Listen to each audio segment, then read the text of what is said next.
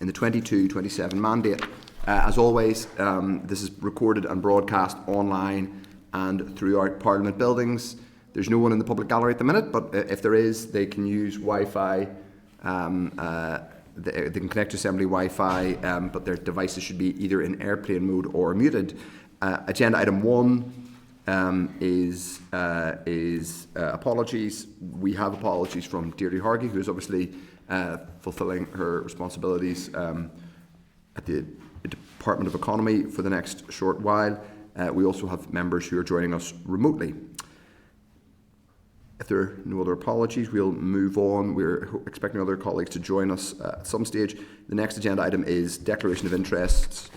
Does anybody have a relevant interest they wish to declare at this stage? Obviously, feel free to do so during the proceedings as we go. Item 3 is chairperson's business. And the first item under that is a conference invitation to a conference called Collaborating for Impact, which is a conference on place-based change. So members, on page 6 of your meeting pack, we had noted a hold the date item in respect of this conference, which is on the 4th and 5th of June. It's being hosted by the Thrive Collaboration, which is a collaboration of young people, parents, schools, churches, community-involved organisations, statutory agencies, and will explore innovative and collaborative approaches to tackling the impact of poverty on children and young people. This is to note, unless any member wishes to attend, and they could contact the committee staff if they wish to do so. Agenda item 4, draft minutes of the meeting held on the 15th of May 2024. If you go to page 9 of the meeting pack, you will see minutes of our last meeting. Are members content, or does anybody have any comments to make? Thank you. If so, I will sign them. Thank you very much, members. The next item is matters arising, and this relates to the non-domestic renewable heat incentive tariff. Members, at page 19 of the meeting pack, the Minister of Finance has written to the committee following our request for additional information on the non-domestic RHI scheme costs, timescales and implications for budget 24-25. The Minister has indicated that departmental officials had raised queries with the DFE in relation to a business case addendum for approval to raise tariffs in November 23. Since that time, DFE has confirmed that an executive view is necessary before work is progressed, and that the Department is awaiting confirmation of next steps from the Department of Economy. The Minister has indicated that it is the Department of Economy which would be best placed to answer the detail of this committee's questions. So this is to note the correspondence and to also agree that we forward this correspondence, our initial correspondence, to the Department of Economy for a response. Are members content with that approach? Any comments? Paul Frew wishes to come in. Yes, if I could, Chair.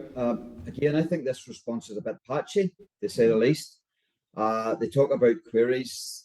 So what queries did the Department have regarding the details in the Department of Economy's business case? This might be sensitive and we might need it in closed session, but what was the revised tariffs that the Economy Department had put forward in their business case? And what are the current financial implications presently, especially in light of Ofgem withdrawing? And if the current tariff continues for a further financial year, what are the actual repercussions for the budget? Those questions haven't been answered. They've told us there's queries, but they won't tell us what the queries were. So I think we, by right, should go back to the Department of Finance, at least with regards to those queries, and we can make a decision as to what we do with regards to the Department of Economy and the committee there. Okay, I think those are reasonable questions to ask. We'll make sure that the clerks captured them, yep. And I think we will ask the department for those. Any other further comments on that item?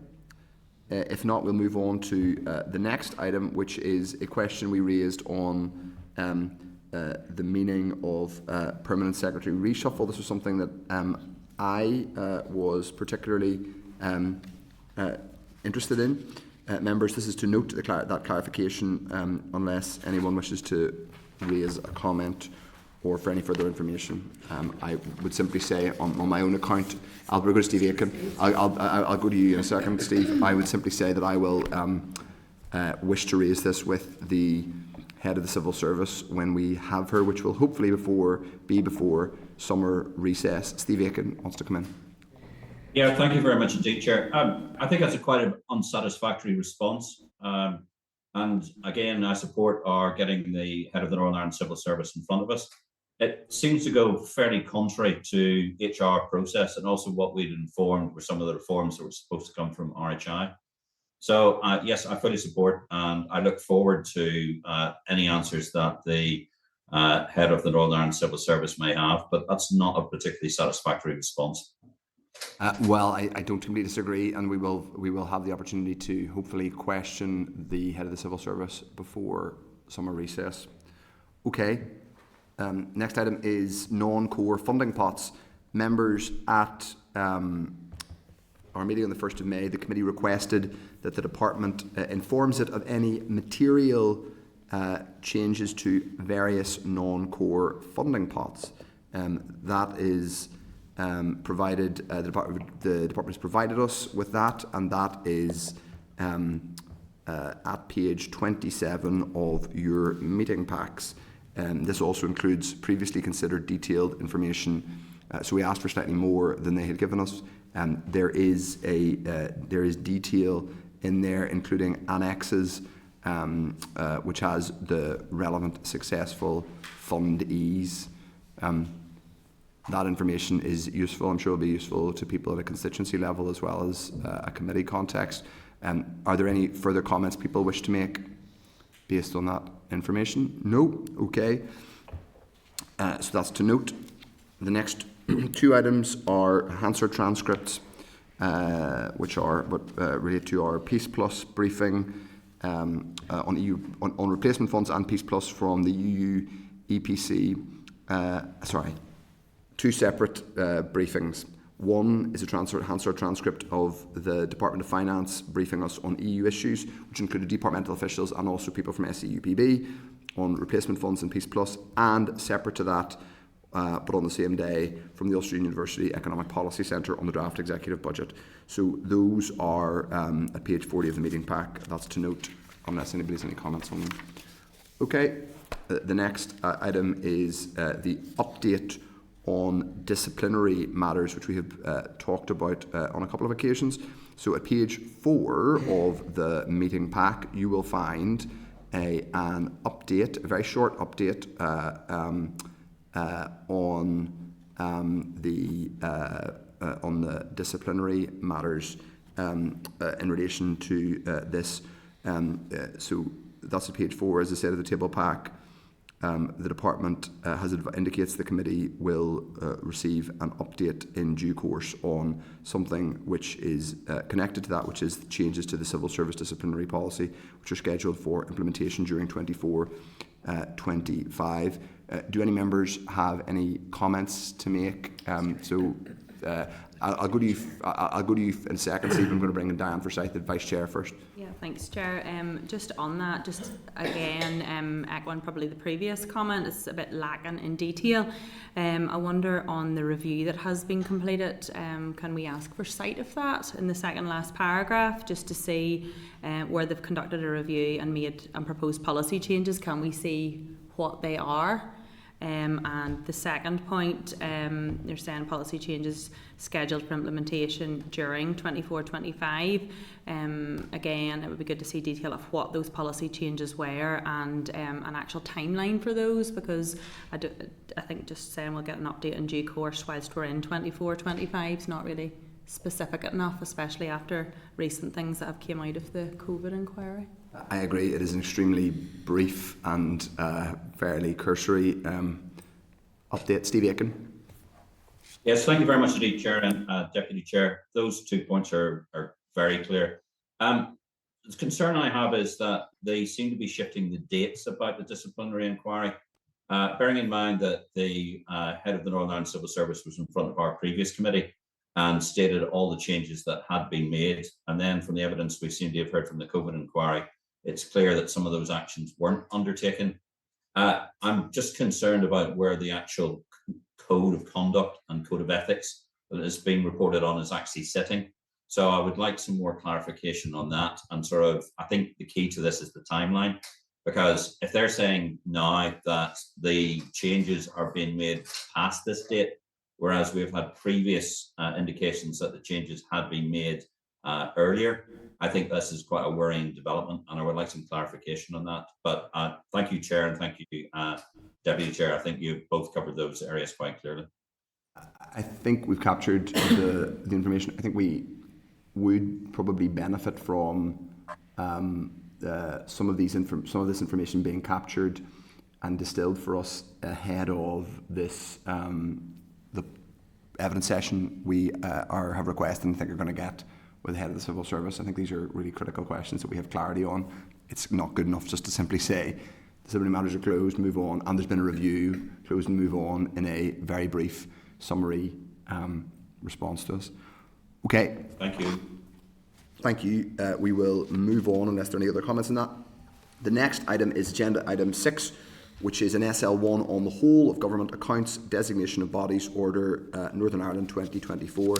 Members, on the 10th and 15th of May, the Department wrote to the Committee in relation to a proposed statutory rule, which is, as I've just said, the whole of government designation of bodies, accounts, order Northern Ireland 2024. The proposed statutory rule will enable the Department of Finance to request information from departments and bodies designated in the order and to pass this information to HM Treasury for use in the whole of government accounts. This is an annual process and there have been no bodies removed or added since last year.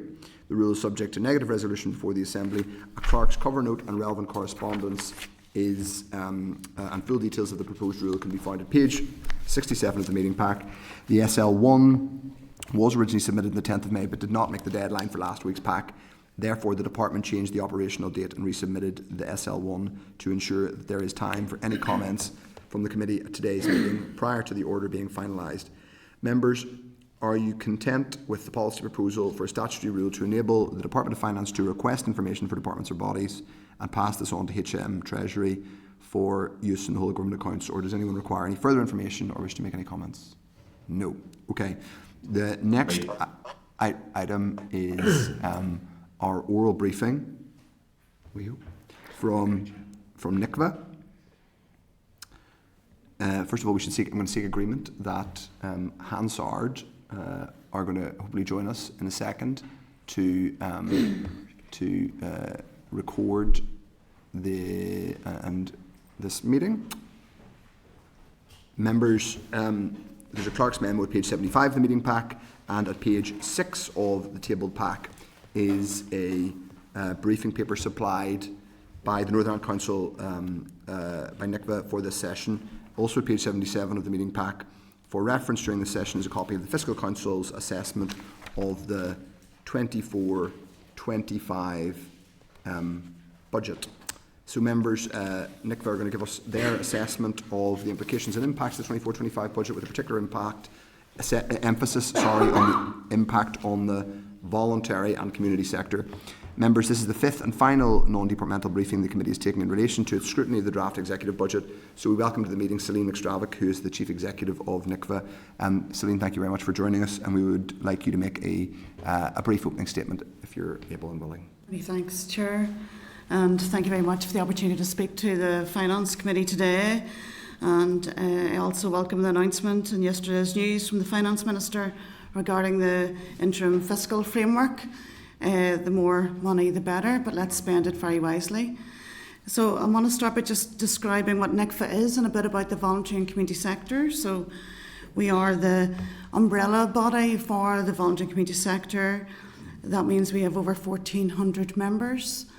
Those organisations can range from being very small, run wholly by volunteers, right up to large voluntary sector employers, as we would describe them. And I would argue that the voluntary community sector forms part and parcel of every bit of our lives in Northern Ireland, right from health and social care to the environment, to transport, to employment, education, etc.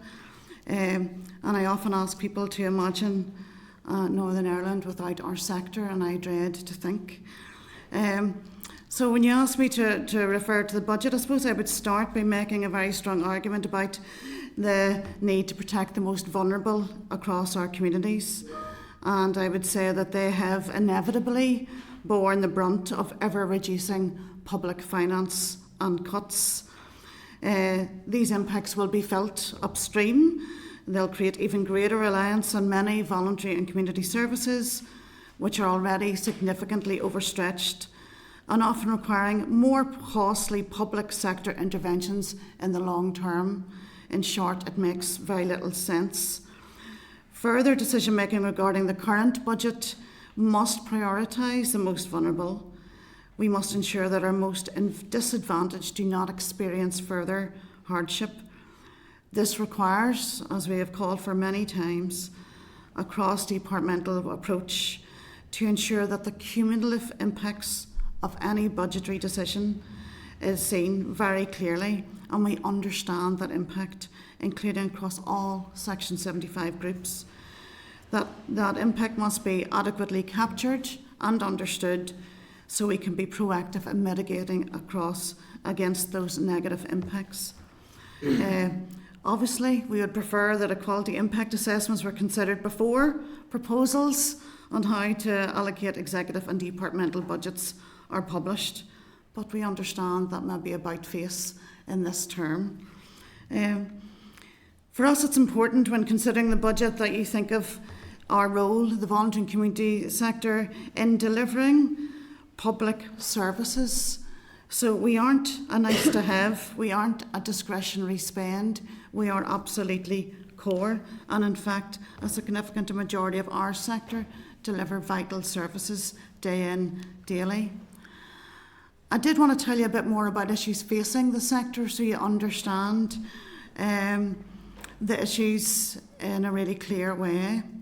We have recently conducted some research on the workforce of our sector, and I'm sorry to say that nearly 16% of groups have told us that they are having to reduce their hours, make redundancies, or leave posts vacant.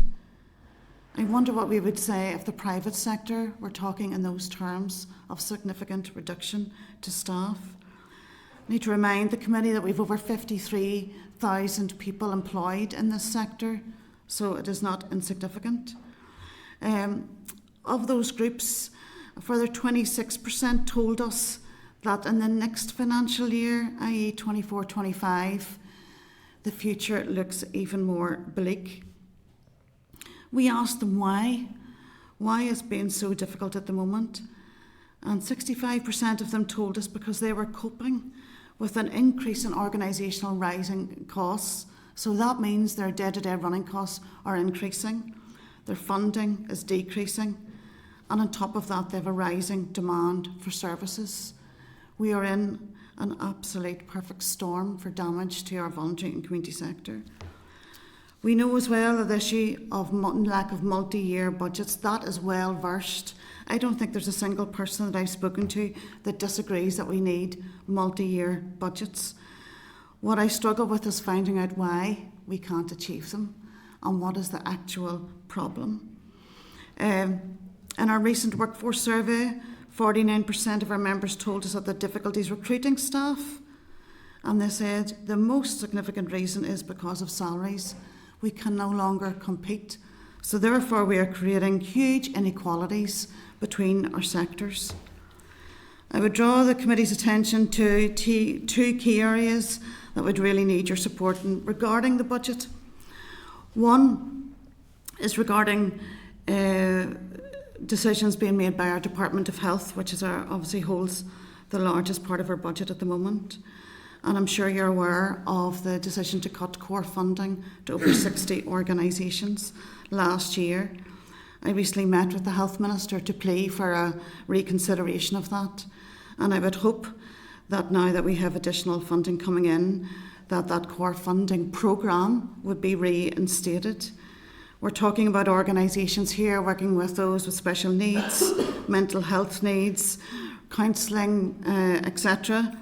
And they are delivering services for our population, and where their funding is absolutely essential.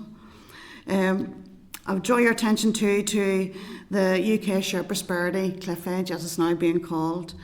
And I really welcome the committee's work in this area and the briefing you received on the 8th of May from the Department of Finance and also our SEUPB regarding the impact of ESF. Our Finance Minister is on record noting the need to learn lessons from the delayed implementation of UK Share Prosperity. So I would urge the Finance Committee to write directly to the Treasury and write directly to our Minister and seek clarification on how those lessons are exactly being learned, because I'm afraid that I'm looking at a repeat and a Groundhog Day regarding that cliff edge. To highlight some of these issues, NICVA are hosting a conference on the 12th of June looking at building an inclusive labour market. We'll be sending invites to all of the committee and we would really welcome your attendance at that. I'm going to try and end on a positive note because our sector are values-based. We want to be part of the solution, and the Joint Forum, which is the vehicle for our sector to work more closely with government, have been working over the past 12 months on a new set of funding principles. Those funding principles have 5 key pillars. They talk about collaborative and trusting relationships, being outcomes focused and impactful, being proportional. Chair, do we need to stop just in case we need medical intervention?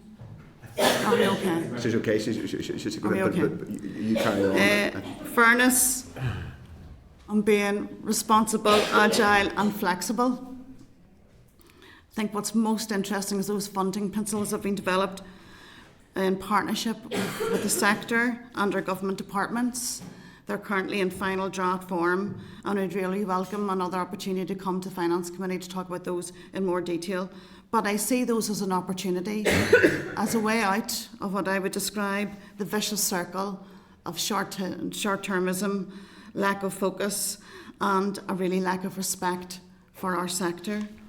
The other opportunity, of course, is social value, and we have noted that in our briefing paper. We think social value is something that we can capitalise on, and that when we're looking at our budget allocations, when we come through our quality impact assessments, we then want to look at the opportunities the social value offer and how our sector can be round the table when making decisions regarding our new approach to the social value issue. Okay, Chair. Okay, thank you. Very wide ranging. We'll just Vice Chair's starting with the cup. Water's available there, so resolve that. Now, members do indicate if you wish to ask a question of Celine McStravick. We have some people indicating remotely. So, Celine, just on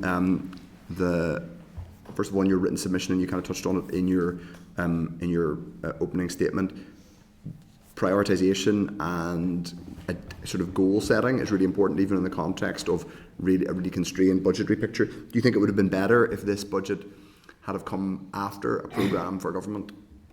Absolutely, and I think anyone, if you had a blank piece of paper, of course, that's what you would do. You would start with your programme for government and your budget would follow.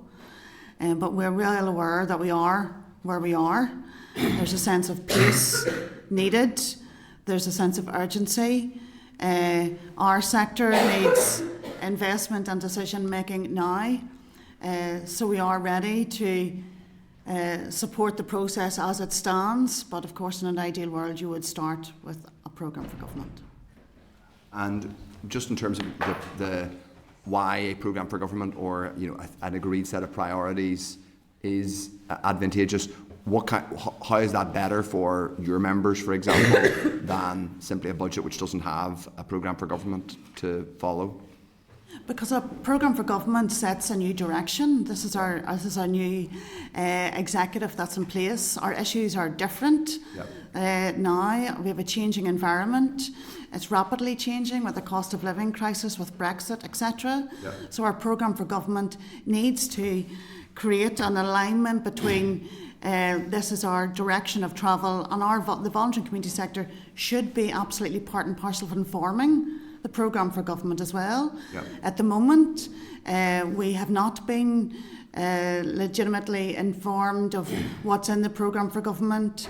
We would love to be round those tables, having the discussion, informing those priorities, because it's our sector that are absolutely on the front line, and we see it day in, daily, where those tough decisions need to be made. And do you think that, so you obviously you represent across the sector and many organisations that are larger and are delivering statutory services and are completely essential, frankly, to the delivery of public services, and many smaller groups that are entirely voluntary in the sense that there are no salaried employees at all. Are you aware of any organisations that are either going to have to cease performing statutory functions because of the budgetary position they're in, or indeed close altogether? So in terms of ceasing statutory provision, you'll have seen many organisations in the media over the past few months having to, what we would say, not go for the statutory contract that they may have been delivering over the past few years. And that is because often the statutory contract is staying at the same value with no increase according to inflation or salary needs. So actually what happens is that our sector then are subsidising statutory services. That is absolutely unsustainable. I have seen many cases where organisations have done that in the first instance, and that's because they don't want to let their service users or beneficiaries, people who use our programmes, down. And that's often where we are left in the middle, whether we're dealing with family support, mental health crisis, working with young children and playgroups, etc. It's very difficult for my members to say we will stop doing something, because they're then looking into the eyes of the people who need them the most. But there has been several cases where organisations have said, actually, we can no longer subsidise.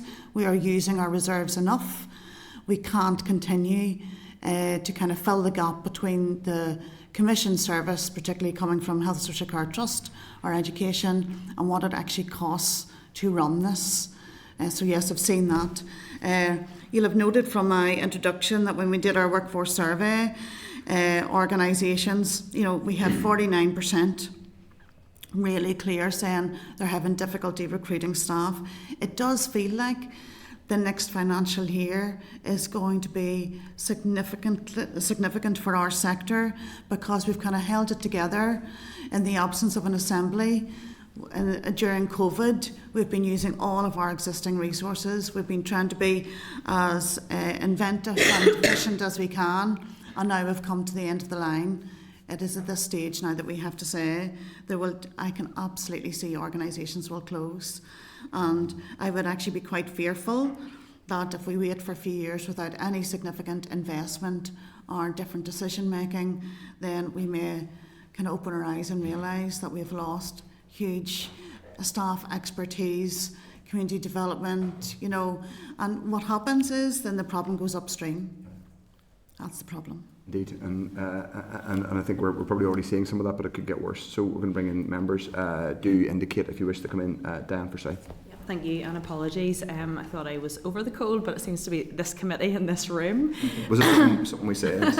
Sorry about that. Thanks very much, Celine, for that. We had Gareth Hetherington in from the University of Ulster Economic Policy Centre, and whenever I asked him about this, he said that the sector's undervalued because it's unvalued, and he said that he thought that the sector is used by central government as a cheap way of delivering services rather than being valued for the high quality service that it delivers, and it's something that I very much agree with. And I was wondering, have you any details of how much is being funded across government in terms of money into voluntary and community sector organisations? We don't have an aggregate amount, but also sometimes those figures, when I talk to Department of Health, can be really misleading. So that issue of funding the sector is different from funding the services the sector delivers. So there are very legitimate and large-scale contracts with our sector, and that's for our commission service. But I'd be most interested as well in the money that is going to our sector just to help our sector exist. So, for example, the core funding from the Department of Health, the argument there is that some organisations were being funded to exist so they could then lever in additional funds from the lottery, from philanthropic sources, etc. And that means that our sector can get really well involved in policy development. A good example is the 10-year mental health strategy. Our sector around every table, every workshop, every consultation to make that the strategy it is. If we continue to be around those tables to support the implementation of that, there's absolutely no core funding for those organisations to even give up their time to do that. So for me, I would want to kind of disaggregate that. The funding for legitimate commission services that are going out and procured, that's almost a completely different issue from funding the sector for it to exist by itself so it can be involved in policy development, because policy development will be much richer if our sector's around the table. And would you agree that central government as a whole probably don't have an idea of how much they're putting into the sector either, and in terms of not doing that, they're not really assessing the return on investment? There's a few things that come to mind. I was at an event at the Community Foundation Northern Ireland for a very modest pot over a period of a number of years, what they were able to deliver in turn, bang for your buck. That's where it is. It's the voluntary community sector. You talked about mental health. We had a PAC inquiry. I asked the officials, do you know how many patients in the mental health that are in the mental health system are being treated directly by voluntary community sector? They don't have a clue. I know in the Southern Trust it is over 10,000, and they're completely panicked every time that there's a risk to losing these organisations. So it's just in terms of how we would measure what that return on investment is to prove value for money. Do you have any ideas how we should recommend that that's brought forward in the programme for government? I think having that as a core pillar of the programme for government, that our investment should show a return. And I think as individual organisations, we have umpteen monitoring forms that we have to send back for every penny we get. In fact, we're probably the most evaluated sector ever. I'm not sure the private sector are asked the same questions. So I think a question about where does that monitoring information go, how is it aggregated, and how is it shown centrally in terms of the return on investment would be really useful to have that information. Obviously, as NICVA's umbrella body, we can gather from our own members, but again, you're asking them to replicate. They're already given the information to their funders, and you're asking them to do more work and kind of create their own evidence base. I would say when you're looking at the role of our sector, and particularly that quote about it being undervalued, there's often a misrepresentation depending who you're speaking to in government departments, and they see our sector as very small scale, maybe looking at community base being less than excellent, whereas I would say actually that is absolutely where the efficiency is. And once you start taking away that infrastructure on the ground, working with the people, that we will see waiting lists increase for absolutely everything. Absolutely. And just finally, in terms of the 24-25 budget, so as we've discussed, the delivery against central government outcomes by voluntary community sector is really, really critical. But given that we're facing another cliff edge in terms of funding, with a lot of organisations looking at December 2024 putting people on notice, do you think that there's a risk in the 24-25 budget year that services are going to slack away due to the impact on this? Well, absolutely. If we're talking about the UK Share Prosperity, the funding for that ends in March 2025, and I would say actually we need a decision for that by June, not December, because we would be really concerned we'd be caught between a general election and some missing decision making if we don't get something by June. But that means that's over £50 million coming into Northern Ireland for economic and activity projects. That's over 100 organisations, and they're delivering projects to women, young people, people with learning disability, those in the coming out of the prison system. So it's actually the most vulnerable, and in fact we know that if you prioritise the most vulnerable, the whole of society will actually benefit. You can't just choose to say, we'll work with this part that are readily engaged and everything will be okay. It's actually the complete opposite. We need to focus on those most disengaged and furthest from the labour market and the ones who need us the most, and that's where our sector sits. And I would call that's the market failure. That's where our sector adds the most benefit. Thank you. And Chair, just can I just declare an interest as Chair of the All-Party Group on voluntary community sector? I don't know if it's a conflict or just passionate about the cause. I don't think it's a conflict. I don't think it's good to note it, but thank you very much. No problem. We're going to go down to Philip Brett. Thank you, Chair. Celine, thank you for your presentation, and sorry I can't be with you today. We're very proud to have NICVA based in North Belfast and all the important work that you do. Just firstly, just to follow up on the response to the questions from the Chairman. Obviously, I understand your frustration with Programme for Government, but I assume of equal importance to NICVA and the sector is having a budget agreed early so that the sector this year can actually plan for the remainder of the financial year, rather than some of the difficult positions that they've been in terms of having allocation of budget later on in the year. Yes, absolutely. And in my response to the Chair, I was trying to make clear that we do understand the need for pace, and that it's an imperfect world at the moment. So in a perfect world, we'd have the PFG first in the budget. At this stage, we need some level of certainty, some stability, some way to plan ahead, absolutely. But then we'd want to make sure that, we also want to be round the table to help prioritise. We don't want to get caught in the kind of bureaucracy. We want to make sure that we don't lose any more staff, that we can make sure that we can actually address the rising demand for our services, no matter where we are. And I'm delighted as the Ministry for Communities, which is a vital one in terms of the work that you do, and I was pleased that Minister Lyons was able to allocate some additional funding to each of the community organisations that they work with in the last budget, which is important. I just want to touch base in relation to the health core grant. So this is an issue that I've raised in the Assembly on a number of occasions. So integrated services, that's right.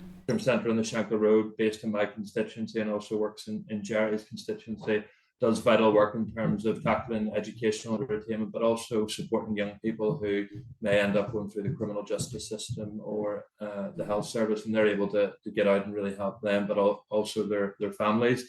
Northern Ireland Hospice, Women's Aid, just to name but a few organisations who benefit from this funding. And the Health Minister hasn't given me a satisfactory response to this on a number of occasions. I'm just wondering if you could maybe give a readout in terms of your meeting with the Minister.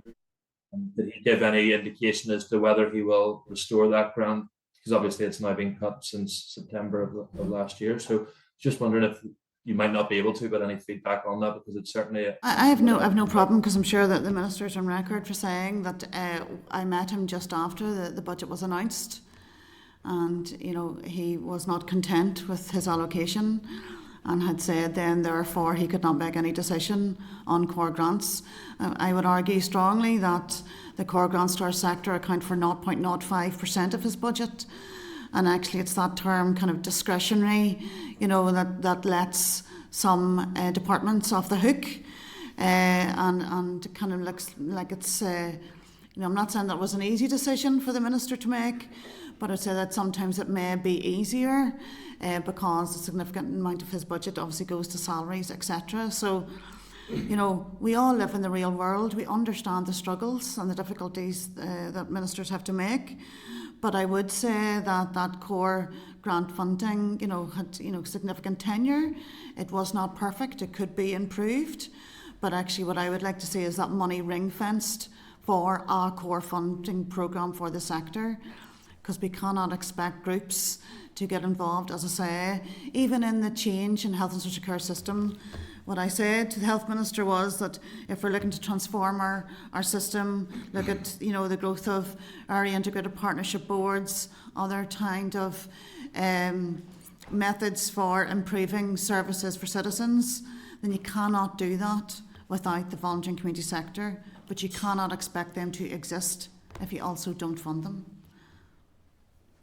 Thank you, and thank you for all you continue to do. Okay. Thank you, Philip. Next, Owen Tennyson. Thank you, Chair, and thank you, Celine, for your answers so far. In fact, you've answered a number of the questions that I had. Just returning to that point around the role that the community and multi-sector can play in terms of transformation, the Chair touched on the Programme for Government, Another element that's really important is the sustainability plan that has been proposed under the financial package on restoration.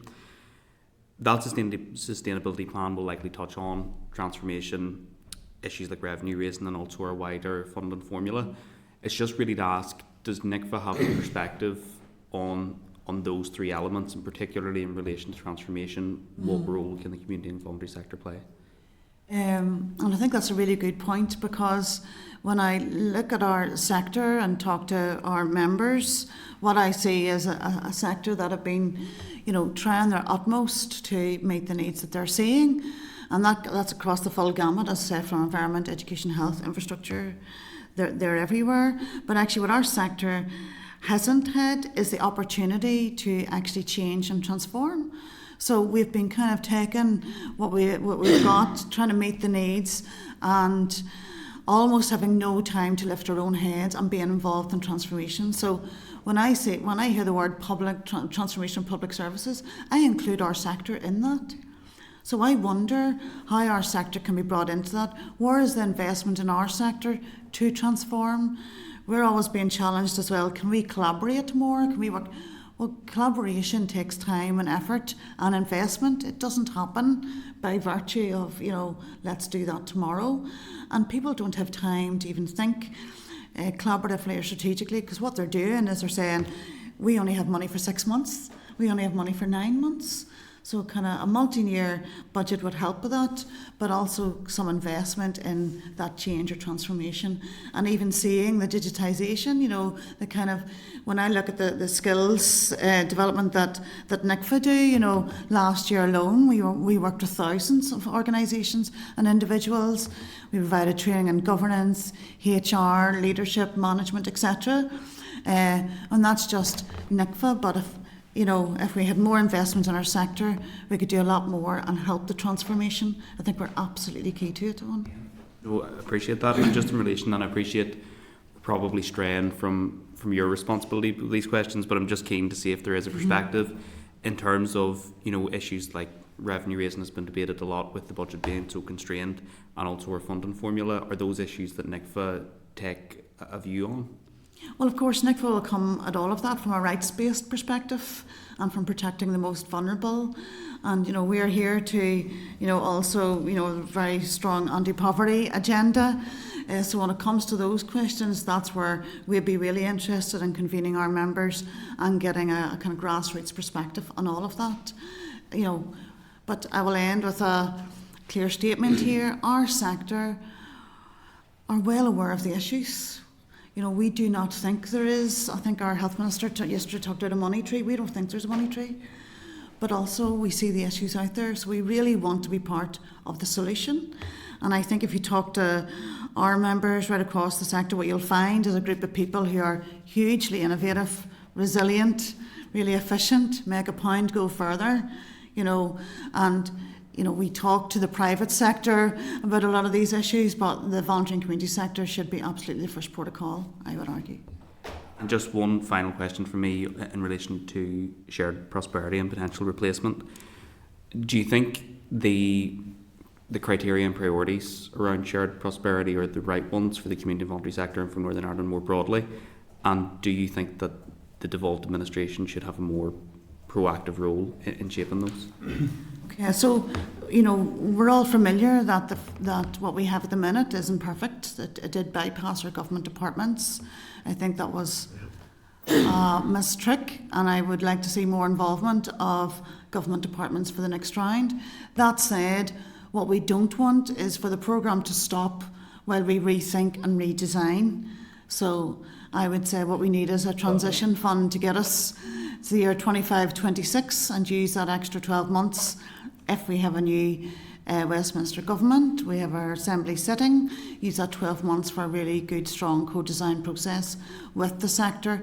And actually, it's hard to believe that the evaluation for SPF won't be available probably until next February.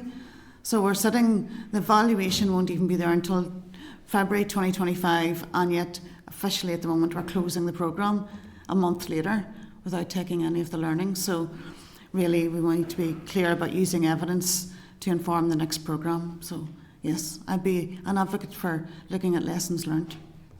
Thank you. Okay, thanks, Owen. Nicola Brogan. Thanks, Chair. And Celine, thank you for coming today. So it's just like other members have said, I just want to echo the great work that the community voluntary sector actually play within our society. And it's really important, I think, to have you here today, having being a voice for the sector, and I suppose identifying the huge challenges that you face because of historic underfunding, I suppose. So thank you for coming along. I have two questions for you. The first is on the multi-year budgets that you touched upon in your briefing. Basically, can you outline the difficulties, the challenges that your sector face from one-year budgets and the benefits that they would have from multi-year budgets? Well, if we start with the challenges of managing a one-year budget, so basically you are constantly revolving temporary contracts for staff. You have to stay within your own kind of the legislation. You can't offer permanent contracts if you don't have the permanent money coming in. So that means it's really hard to retain staff, it's hard to recruit staff. You're making staff making difficult decisions. Should I go for a one-year fixed term post, or shall I go and work elsewhere? So also the planning ahead. How can you be strategic and have a 3 or 4 or 5 year strategic plan if your only known income is for 12 months?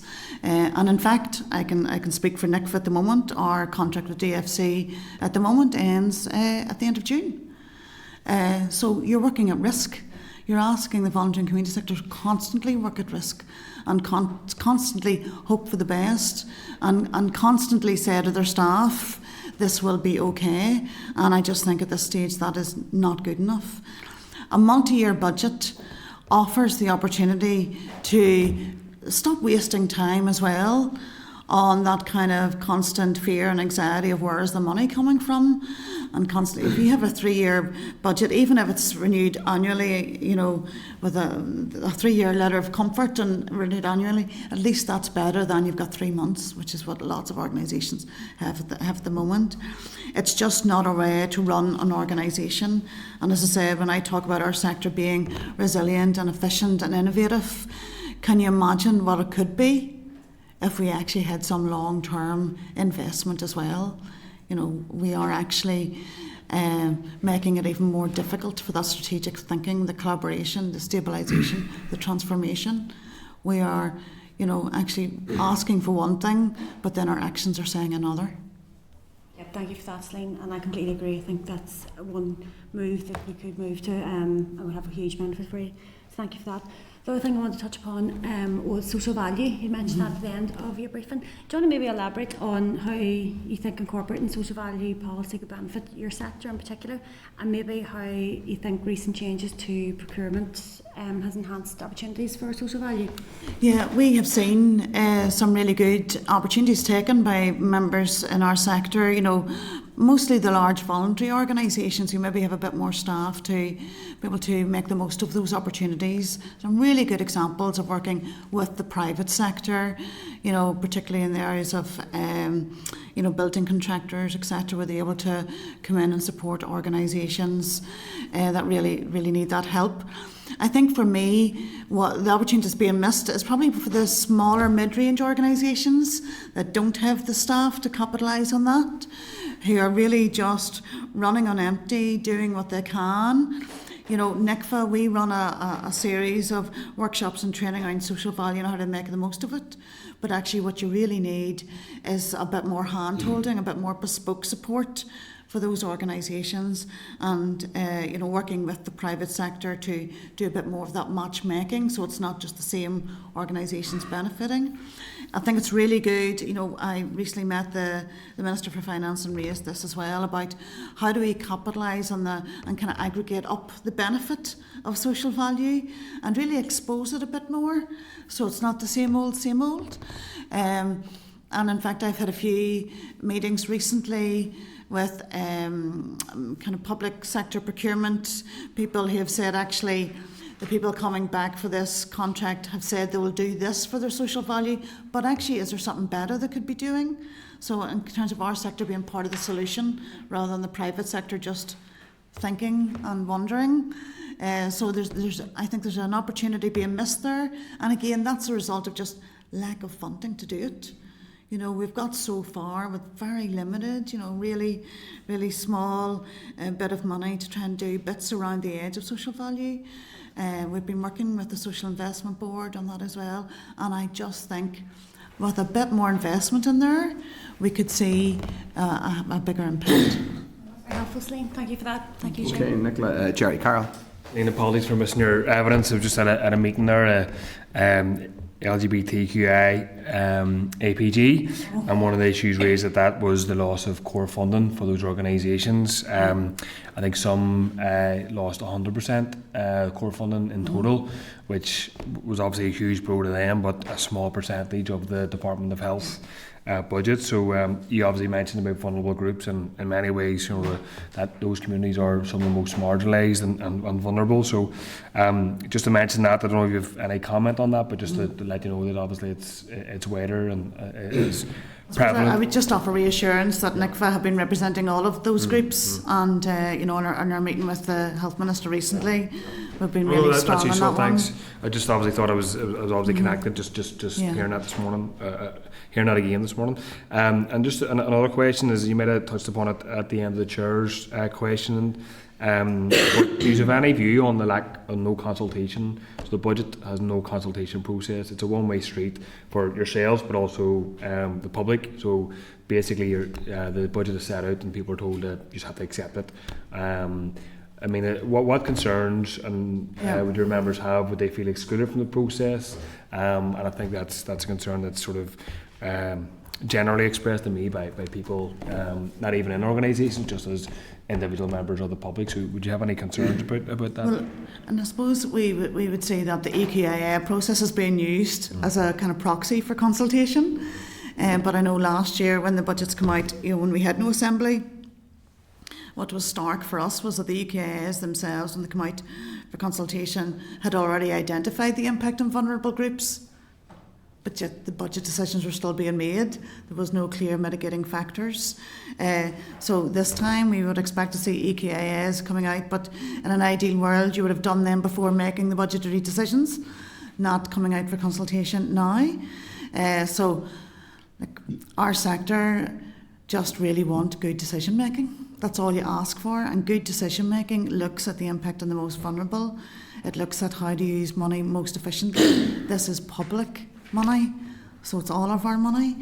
We want to see it used most efficiently, and to make sure that we are looking at how the most vulnerable are least affected, but you know how these can be more long-term, more strategic, as opposed to year on year. So the multi-year budgets is a really important factor in that. Those other final points to the Chair is, you know, we often get these kind of procedures or bills and budgets are kind of, we're told, equality proof, but then you have a decision to not pay the likes of the education staff who are out in strike this week, who are mostly women, who are underpaid, but yet that's deemed to be okay in the budget process. So those two things, in my view, Chair, don't add up. So you don't have to say anything about that if you don't want to, but just to put that on the record. Thanks, Celine, Chair. Okay, Steve Aiken. Yeah, thank you very much indeed, Chair, and thanks, Celine, for your presentation. Just a couple of questions, I think they've been touched on before. Obviously, you've heard that we've got a vote of account up to 65% that will enable sort of budgetary decisions and payments to be made up until sort of mid-October. And one of the ideas behind that was to give us time to talk about the sort of the impact of the budget across the place and actually put a programme for government in place and a consultation process. Could I just have your thoughts on where we are now with, you've already talked about sort of the challenges that we have.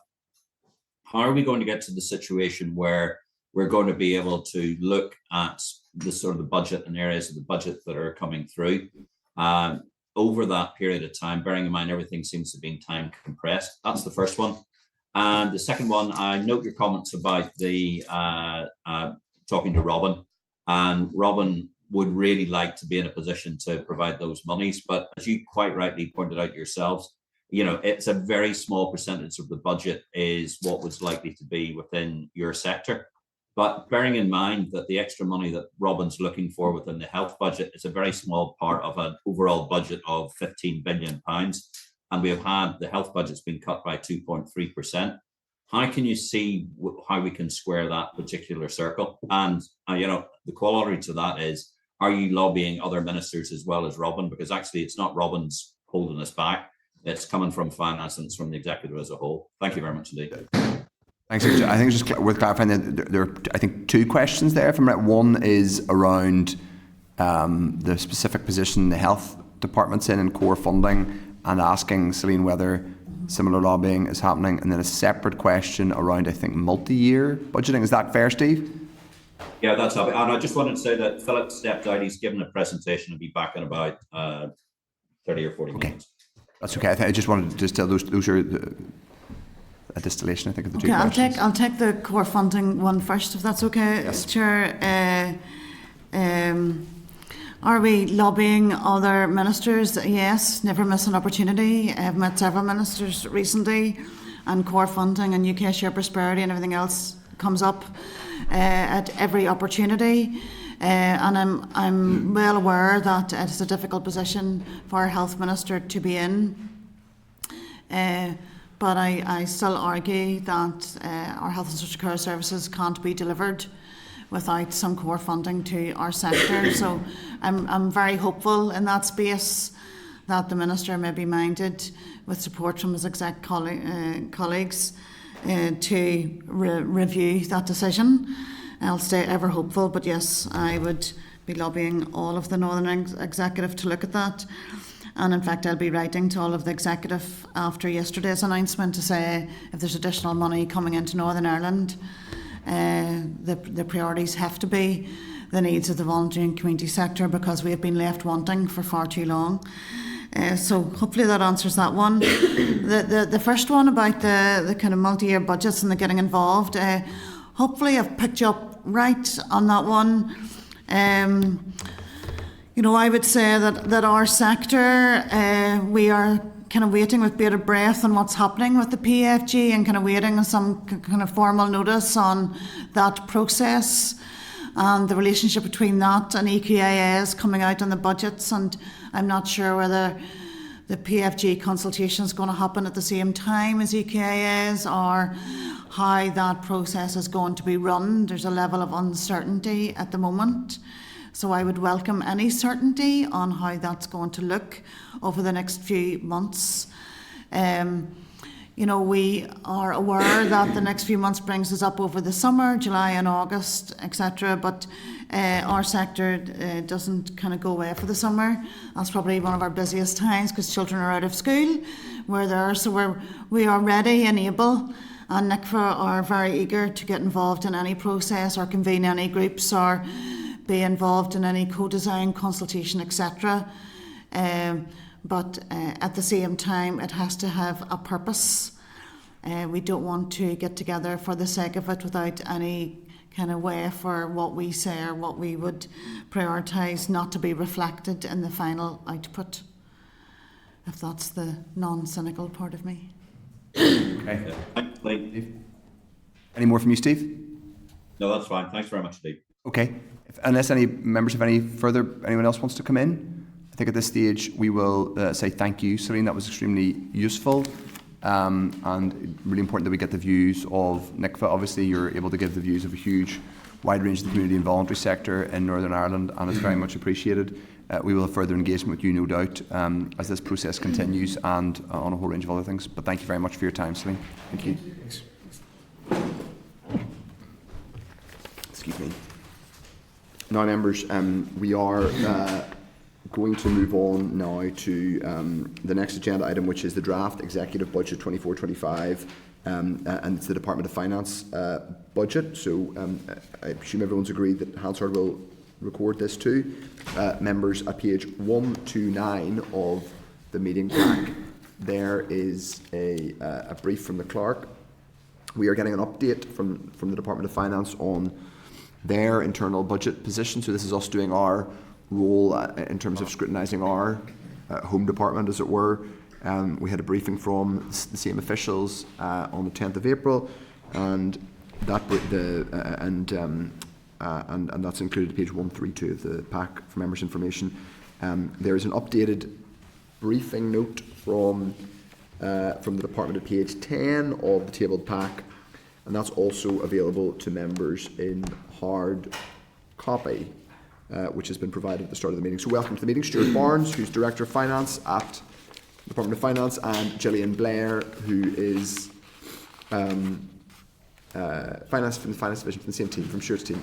Thank you very much for coming to see us, and we would ask you to make a brief opening statement, and then we'll ask you some questions.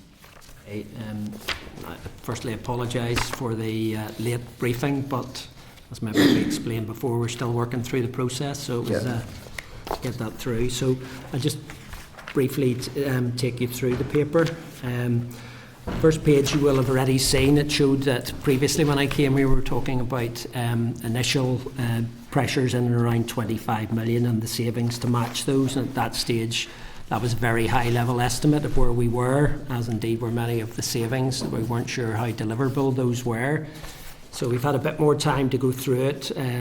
We've got our allocation now, and as you can see from the allocation table, we did get allocations specifically for housing benefit, Integrate and NOVA, and those are what are being called earmarked allocations now, in the sense that they can't be used from any other source.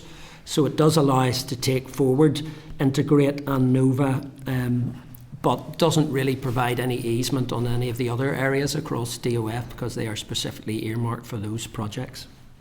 But it does give us the benefit of being able to take them forward. The housing benefit, as I mentioned before, was a budget that used to sit in DFC, and as now they used to transfer the money across to us during monitoring rounds. That did cause some problems in the financial year past, in that we were short from money from DFC and actually had to find an extra 3 million from within DOF to subsidise that. We now have the full budget. That's an estimate of what it's going to be, and if it goes above the 40 million we may have to bid for that, and that's for housing benefit, and a lot of that depends on the uptake of universal credit, which we're not really sure of at the moment. That will be monitored as it goes along. So in essence we got an unearmarked, if you like, allocation of 1.5 million. So really what we have to spend outside NOVA and Integrate is a budget of around 150.1 million. The Minister's very keen that we use some of the additional allocation to fund the fiscal framework and the budget sustainability teams to get that work moving forward, which is your words, an important piece of work to get done. Do you know how many people that takes, or what the amount? That's still being worked out at the moment, but for instance, an equivalent team for one of them in Wales is about 13 people, but we're hoping that it won't be anything to that extent for only one of the teams there.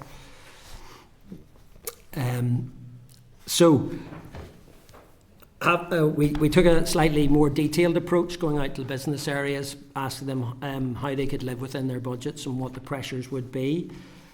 The outcome of that is in table 4 at the bottom, which came to a sort of total of around, after taking off the additional allocation, of about 18.7 million is what we're assessing it at now.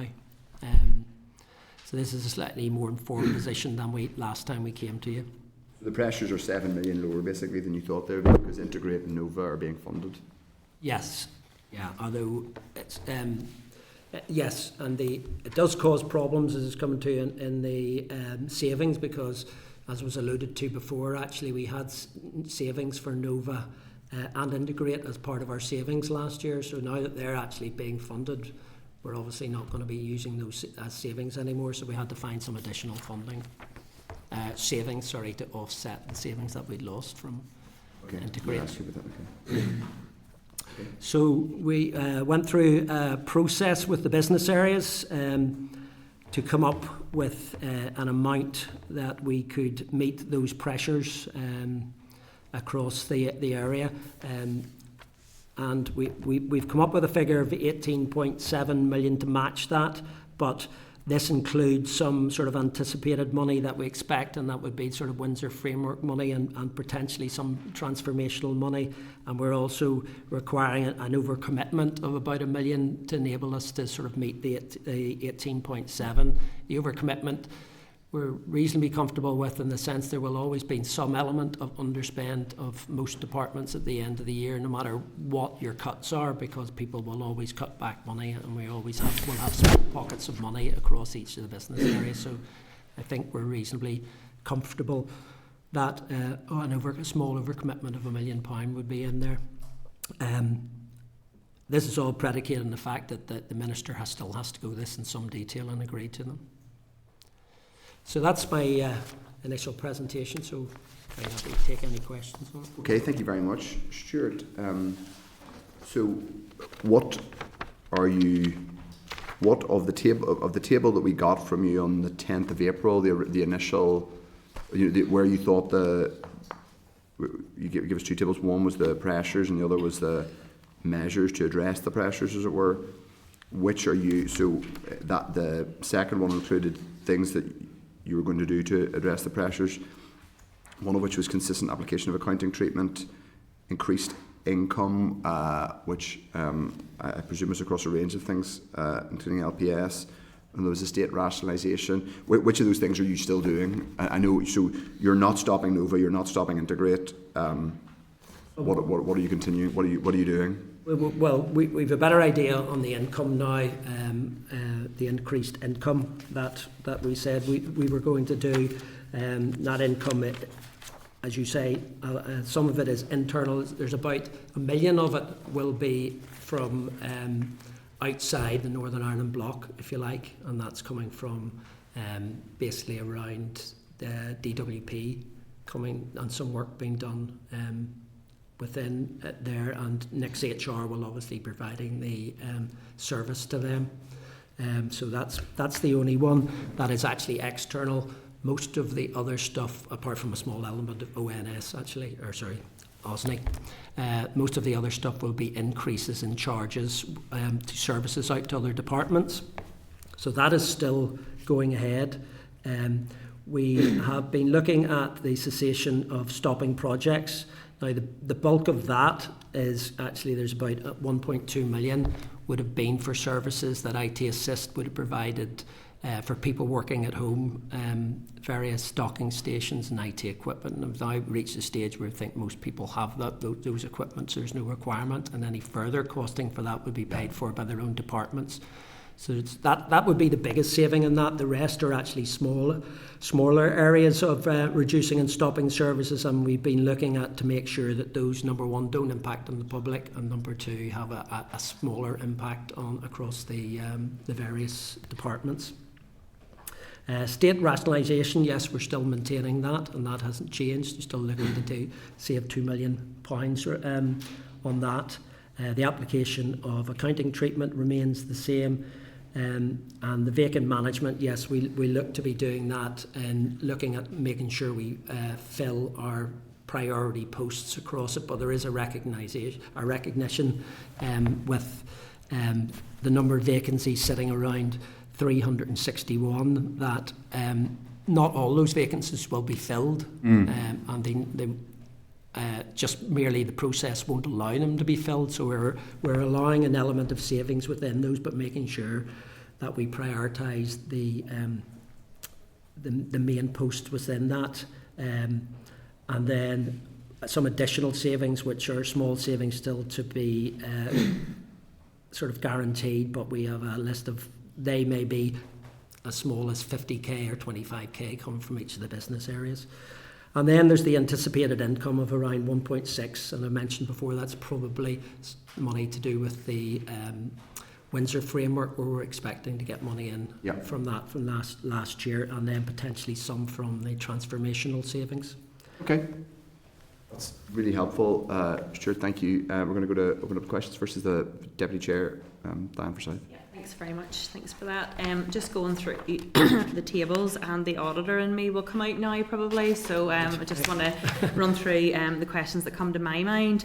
In the table there, table 4, where you've identified the pressures totaling 18.7 million, I just wanted to check, does this include all pay award settlements, including all backdated pay, backdated pension costs, or is there anything else outstanding in terms of pay awards to hit the DOF? No, not for DOF. It's not. That includes last year's pay award, and it also includes the sort of contractual pay award that will be in for people's increment, if we're aware what that is, but they're natural that they have in their contracts, and it also has a planning assumption of 3% within that, and I just have to emphasise that as a planning assumption, but I think all departments are using that 3% as a planning assumption at the moment, so there should be no backdated ones at the moment that we're aware of. Well, that's good in terms of Department of Finance, that settlements have been able to be agreed within the department's remit.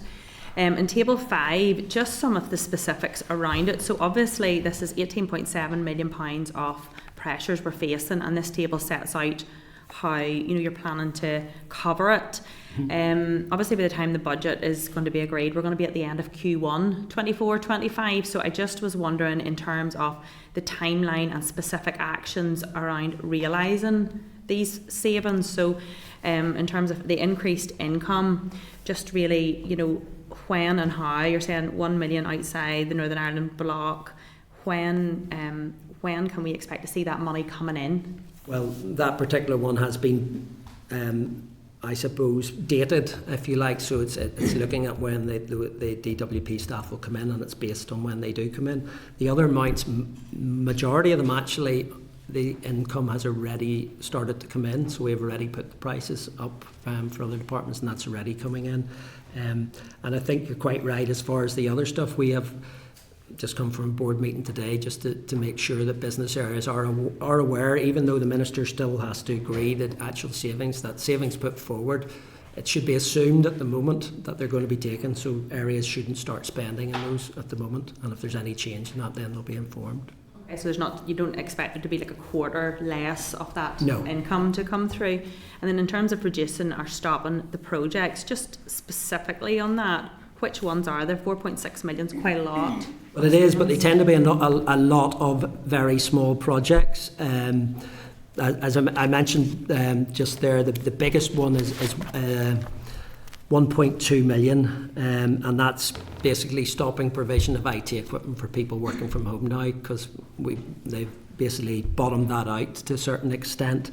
There's a larger project that is going on in DSO, which was modernising DSO, another $500,000. So those are the sort of key ones. Other reducing sourcing, the development of a labour market survey. So other ones are coming in like 50 million, 41 million. There's a raft of smaller projects. The bigger ones that were in there. 1,000, you mean? So you said 50. Sorry, K. Yeah. 1,000, sorry. If only. The bigger ones were the Nova and the Integrate, what we had initially in there, which you've now removed. In terms of the £1.2 million of IT equipment being halted, is there any risk that the IT equipment won't be up to the standard required to conduct some civil service processes on? Well, no, because most of it's like docking stations or monitors and things, as opposed to the updating of the actual computers would go on in the normal cycle. I think that's maybe 4 to 5 years. So people would still have those updated to make sure the security aspects and everything are covered. And the consistent application of accounting treatments, presumably that'll be a one-off then, that's basically tidying up your accounts? It will be, yes. It'll be one-off in the sense that there are some projects we consider now to be looking at the accounting treatment of it should be treated as capital as opposed to resource, because they are forming some sort of asset. Okay. And then estate rationalisation, just again in terms of timeline and steps to realise that. That's going on as a process now, and they are still content that would be the case. And vacancy management, this is something the HR team in the department had came and spoken to us about, and there were some quite concerning things brought, and I think you did touch on it. It's the vacancies in key roles. Yeah. So highlighting vacancy management as potentially a saving. There's a significant risk with that. Would there be any specific areas of the department where you have huge vacancies, that there is actually a risk here? Well, there's a large percentage, I think it's something like out of the 361 vacancies, there's a large percentage of professional grades within DOF just because of the nature of the services that we advertise, and actually there is some problem at the moment actually getting those filled because of the salary difference between us and some of the private sector companies. So there's a natural problem in filling those. It doesn't help us, I have to say, in any way, but there is a natural gap there. But there is a strategy sort of pay strategy to try and address those. But so some of this will drop out naturally in the sense that we just can't get the people in. Others we will have to be looking at, as a board, a DOF board across, making sure that we still make money available to fill the key posts. Yeah, and just one final one. I just would be concerned that, you know, where there are key roles, very professional roles, like, you know, procurement's one particular area has been flagged to me around it, that if there are vacancies there, you have to deliver your function. So you could end up actually spending a lot of extra money having to buy in other services to deliver that. Well, the point I would make on the procurement one is that, and there are other services, that they are self-financing, if you like. So they wouldn't fall into the savings category, because if you bring somebody in actually and they're delivering that service, then they would charge that service out to the other departments. So that shouldn't impact. Thank you, and thanks. It's good to see it just set out that way, what your anticipated overspend is, and just a breakdown of the targets on it. And thanks very much for pulling that together. I know a whole lot of committees haven't been afforded the same, so thank you very much. Okay, thanks. Nicola Brogan. Thank you, Chair, and Stuart and Gillian, thank you both as well. I suppose from the start of this whole process, from when the executive was reformed and the start of the whole budget process, we were all aware that this budget was going to be really, really challenging for all departments. And I think actually the Finance Minister has shown real leadership in the fact that she has made cuts to her own department, and that she's had to reallocate funds and prioritise certain projects within her department, as other ministers are going to have to do as well. Would you agree with that, and can you maybe tell me the impact of what this is going to have on your department? Yeah, I mean, it has been a very challenging budget, and on the back of, there have been cuts to the department in previous years as well. Yeah. And it does tend, and probably not incorrectly, that DOF has sort of shown a leadership role in the sense that we do take normally a bigger cut than others. It is assumed just because we provide support services were not as important to others, but it has to be noted that the other departments couldn't operate if it wasn't for the services that DOF provide. But we, and I don't mean this in any bad way, we're an easier target in the sense we're not as much public facing, if you like, than maybe some of the other departments. We just won't be as aware, I suppose. Yeah. Thank you. One final question, just on in paragraph 7 or point 7 there, you're talking about the money being allocated to the fiscal framework and the sustainability plan to resource teams there. Just how important is that, or what effect will that have, having those teams properly resourced? Well, there's quite a tight timeline to delivering, and the Minister was over yesterday signing the framework agreement, and I think it's vital that the work gets done if we are to stay within the agreement and get the money into Northern Ireland, which all departments will benefit from. So it's essential that both those teams, both in the short term and the longer term, are staffed up. Thank you, Stuart. Thanks, Chair. Okay, Owen Tennyson. Thank you, Chair. And just returning to table 5, Stuart. And apologies, because I know you've gone through this with the Chair and with Diane, if I missed it. But just, I was wondering if you could elaborate just on the £200,000 against sustainability, just in terms of what that refers to. Yeah, well, sustainability, there's a lot of legacy systems within DOF, and that includes Integrate and some of the NOVA systems. We're having to pay a lot of money to actually keep those systems up to date. This is just a small saving, because we are literally paying millions actually per year on it, and that's just a small saving against that programme that we might just be able to slow down part of the sustainability. Okay, and then it's a very similar question actually to Nicola's, just in terms of the resourcing of the work on the fiscal framework. I know in the Minister's statement this week, she had alluded to the fact that government were open to reviewing the funding formula if independent bodies, suggested that it would be more appropriate to be set at a different level. Is there sufficient scope within this budget, should there be a need to set up an independent commission or to provide funding to an independent organisation to provide those kinds of views and that kind of research? It hasn't been allowed for at the moment, but it would be up to the Minister whether she wanted to make sure that something like that was set. We'd have to find the resources from somewhere to do that. Okay. Well, that's helpful. Thank you, Chair. That's all from me. Okay, Steve Aiken, who's coming in remotely. Yeah, thanks very much indeed. Thanks very much indeed, Stuart, for your evidence so far. Just two real questions. First one, and it's already been touched on before, the team for the budget framework and sustainability team. You said you wouldn't be needing anywhere near about 13 people. So obviously you've done some scoping on that. So could you give us an idea of the size of the team, and are you going to do external recruitment, or is it going to be internal within the civil service to get that team? And the second question, it's a bit more of a technical one. You said you're expecting some Windsor framework money, 1.6 million. Could you just outline where that's coming from and under what auspices? Thanks. Just those two. Well, on the first point, I don't have the detail of what those teams were. I was given the example that Wales had a team of up to 13 people in it, so they were just looking at those. I'm not sure Northern Ireland will be anywhere near. That was for one team. I was just trying to give an example of what was happening in other areas. So I don't have the full detail of what, and perhaps Joanne might be able to elaborate a bit on, certainly in the budget sustainability team coming on afterwards. But I think they're still looking at probably doing most of that internally, the staffing internally, and bringing because I suppose the public sector to a certain extent, particularly in the budget side, is something that the knowledge, I'm not saying you can't get it from outside, but a lot of it sits within the civil service.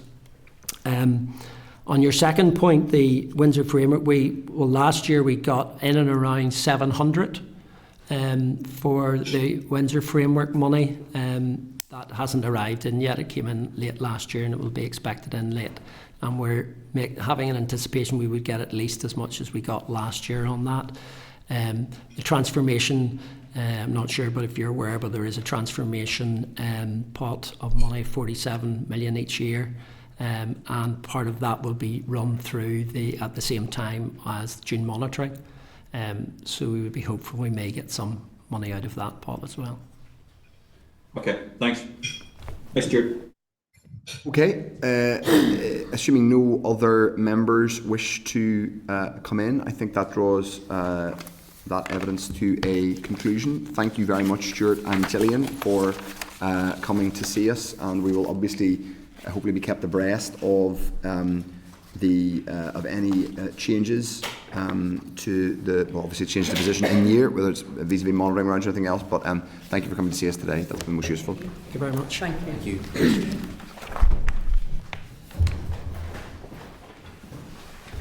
So, members, the next item is the restated March forecast outturn for 23-24, which is a written briefing.